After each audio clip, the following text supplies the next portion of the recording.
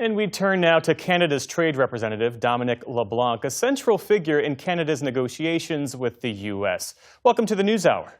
Well, good evening. Thanks for having me.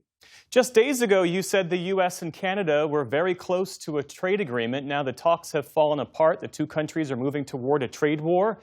You were at the negotiating table. What happened?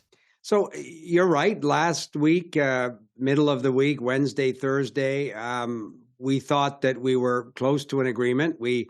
President Trump had announced that there was a deal. We said that we were optimistic, we were positive, we were very close, as you said. That was our view. And then as we got into the final hours on Friday, President Trump had set a deadline of midnight Friday for a series of Section 338 tariffs at 50% to apply to almost $28 billion of Canadian exports to the United States. That was the sort of the rush, the intensity to try and get the agreement. In the end, on that Friday evening, there were sort of 3 or 4 significant issues. What was included in the auto tariff reductions? How do we treat steel and aluminum derivative products? Big economic issues for us. And we weren't able to get to a landing spot that Prime Minister Carney thought was in Canada's economic interest. So at that point, we weren't able to conclude the deal.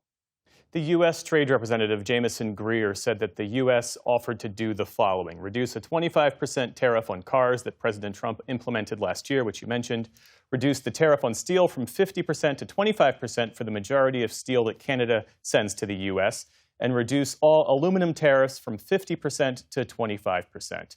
What about that was insufficient in your view?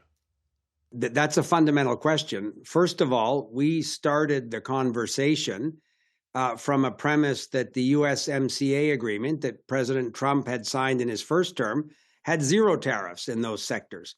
So the U.S. government unilaterally decided in the 232 tariffs to impose on key sectors of our economy, steel, aluminum, automobiles, our case, softwood lumber as well. These same sort of economic engines that President Trump is promoting in the United States are critical to our economy. And the challenge for us is those are the sectors over the last number of decades where we've become the most integrated with the United States. Automobiles is the best example. So 50% of the cars made in Canada are made with American parts. We're the biggest customer. We buy more American vehicles than a whole bunch of other countries combined. We have an integrated economy. At one point, President Trump decided to apply these tariffs. So if there was a different tariff treatment for something as important to Canada as auto parts or medium and heavy duty trucks, then you can see that Prime Minister Carney just concluded that the economics of that didn't work for the Canadian industry. That's just one example, but it's an instructive one. Well, given the enormous amount of integration between the U.S. and Canadian economies, is it even possible for both countries to engage in a trade war without inflicting major damage on both countries' economies? Well, and that has been exactly our concern. So we certainly didn't seek this particular trade conflict. We were hopeful that we could find an agreement that would be in the economic interest of both countries, respecting Canadian sovereignty, respecting critical parts of our economy, just as President Trump wants to build and protect those parts of the American economy. We still believe that there's an agreement possible that is in the best interest of both countries. That, for example, in steel, we have been working with the United States on stopping non-market economies from dumping steel into the North American economy. Canada was the first country to put in melt and pour rules around where was the steel melted and poured to qualify as Canadian steel in our case. So there are many common objectives. You say a deal is still possible, even as Canada is preparing to retaliate dollar for dollar. What sectors will Canada target? So we're obviously looking to protect the same sectors of our economy that are facing this latest round of Section 338 tariffs at 50%. So there's steel products, there's paper products, there are aluminum derivative products. I mean, these are key parts of our economy that have exported to the United States, and we've imported from the United States in a tariff-free context for decades.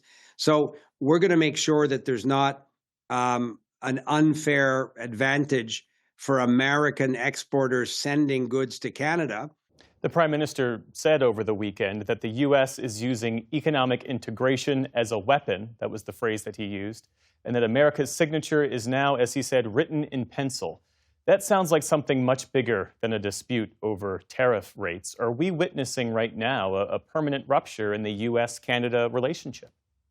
No, I wouldn't be that stark. The U.S.-Canada relationship is so broad-based. There's a critical economic partnership that's existed for decades.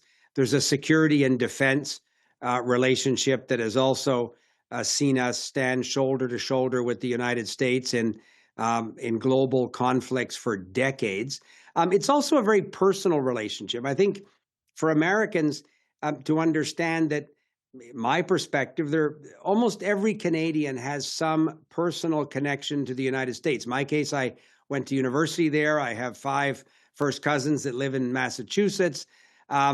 Many Canadians own property in the United States, go on holidays in the United States, have business relationships.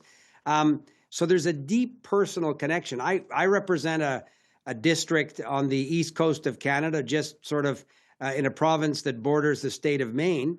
These small border towns in Canada and in Maine, in New Brunswick on our side and in Maine, share fire departments. In the case of a major fire, the fire trucks literally cross the border in these small towns to help each other out. So this is a deep, deep relationship built on years and years of common interest and goodwill. So I'm not pessimistic. We're into some economic turbulence and headwind, but we'll navigate. We'll take our responsibilities as a government of Canada to do what we have to do.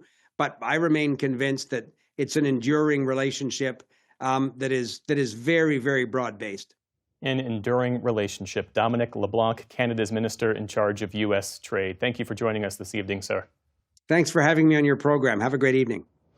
And a note, the News Hour has requested an interview with the U.S. Trade Representative, and we hope to bring you that interview soon.